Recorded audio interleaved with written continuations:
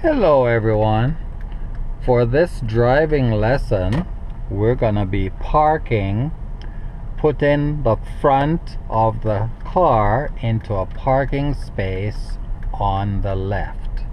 So we enter the parking lot and we make sure that the vehicle is in the middle of the parking lot. And by this I mean just leaving sufficient room for other vehicles to get by you on the left.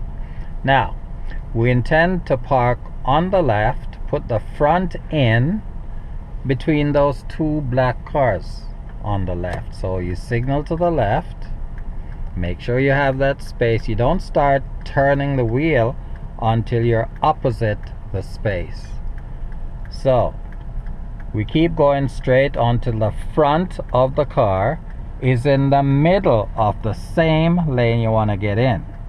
Then all you have to do is look over your left shoulder and put the front in. Now when the car is straight in the lane, you stop momentarily and straighten the wheel, and there it is. You drive straight into the parking lot and then you stop completely. Apply the parking brake, place the gear selector to park, turn the ignition off, and you're done.